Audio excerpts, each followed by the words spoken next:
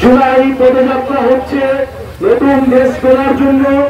গত বছর 2024-এ আমরা জুলাই গণ অভ্যুত্থান করেছিলাম, যেখানে স্বৈরাচারী ফ্যাসিস্ট হাসিনা সরকারের পতন ঘটেছিল।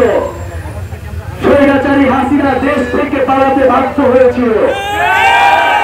আমরা এখন লড়াই করছি দেশ গঠনের, নতুন বাংলাদেশ, যেখানে আর বৈষম্য থাকবে না, যেখানে আর ফ্যাসিবাদ থাকবে না, যেখানে কোন ধরনের অন্যায় চালানোর সন্ত্রাস থাকবে না। প্রিয় বন্ধুগণ, এই কারণে যুব সমাজকে এগিয়ে আসতে হবে। দেশের ছাত্র তরুণ যুবরা যতবার এগিয়ে এসেছে ততবার বাংলাদেশ বেঁচে গিয়েছে।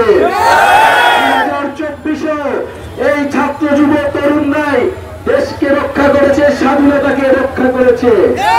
কিন্তু বন্ধুগণ, স্বাধীনতা অর্জনের চেয়ে স্বাধীনতা রক্ষা করা কঠিন।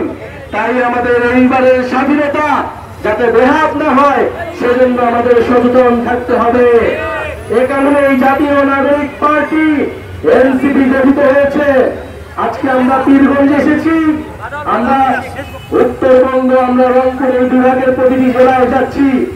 আমরা দেখেছি উত্তরবঙ্গ কিভাবে অবহেলিত রয়েছে, কিভাবে 54 বছরে এই উত্তরবঙ্গের জেলাগুলোতে আঞ্চলিক বৈষম্য করা হয়েছে।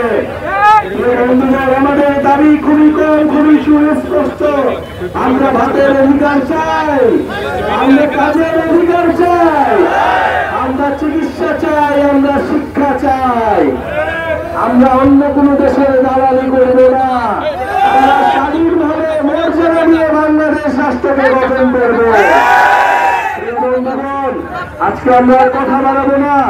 আমরা আজকে আপনাদের কাছে এসেছি, ওয়াদা নিয়ে যাচ্ছি, যে উদ্দেশ্যে আমাদের শহীদেরা, আমাদের আহতরা লড়াই করেছিল, সেই শর্ত পূরণে জাতীয় নাগরিক পার্টি মাঠে থাকবে, আপনাদের পাশে থাকবে। আপনারা আমাদের প্রতি আস্থা রাখুন। বাংলাদেশের 54 বছরে আপনারা বহু দল দেখেছেন, বহু রাজনীতিবিদ দেখেছেন, গত 16 বছরে আপনারা বহু রাজনীতি দেখেছেন, কিন্তু আপনাদেরকে মুক্তি দিয়েছিল এই ছাত্র তরুণরা।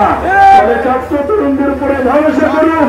যদি আমরা ভুল করি আমাদেরকে সমালোচনা করুন। আমরা স্বৈরাচার এবং ফ্যাসিবাদের এই যে রাষ্ট্র কাঠামো, সেটা পরিবর্তন করব। নতুন করে কাউকে স্বৈরাচার হতে দিব না, এটা আপনাদের কাছে আমাদের অঙ্গীকার। আপনারা আমাদের পাশে থাকুন। ইনশাআল্লাহ উত্তরবঙ্গকে আমরা নতুন করে গঠন করব। এই উত্তরবঙ্গের যে সমস্যা, এই ঠাকুরগাঁওয়ে আমাদের যে কৃষক সমাজ, এই কৃষকদের সন্তান আমরা, এই কৃষক পরিবার থেকে আমরা বিশ্ববিদ্যালয়ে পড়তে চাই। এই বিশ্ববিদ্যালয়ে পড়তে গিয়ে আমরা চাকরি পাই না, সেই চাকরির জন্য আমাদেরকে আন্দোলন করতে হয়েছে, কর্মসংস্থানের জন্য। আমরা মনে করছি এই ফ্যাসিবাদী সরকারের অধীনে আমরা আমাদের ভাতের অধিকার, আমরা আমাদের কাজের অধিকার পাবো না। ফলে সরকার পতন করে নতুন করে দেশ গঠন করাই আমাদের অঙ্গীকার। সেই যাত্রায় আমরা আপনাদেরকে পাশে চাই। আপনারা পাশে থাকবেন, আমাদের পাশে থাকবেন। ইনশাআল্লাহ 3 আগস্ট ঢাকায় আমরা শহীদ মিনারে আমরা ইশতেহার এবং ঘোষণাপত্র দিব। বাংলাদেশের মানুষের ইশতেহার, যে ইশতেহারে বাংলাদেশের মানুষের মুক্তির সনদ থাকবে, থাকবে। গত বছর 3 আগস্ট আমরা ফ্যাসিবাদী ব্যবস্থা বিলোপের ঘোষণা দিয়েছিলাম। এবার 3 আগস্ট আমরা বাংলাদেশের মানুষের মুক্তির রূপরেখা ঘোষণা করব। আপনাদেরকে 3 আগস্ট শহীদ মিনারে যাবার আমন্ত্রণ জানাচ্ছি। ইনশাআল্লাহ শহীদ মিনার দেখা হবে।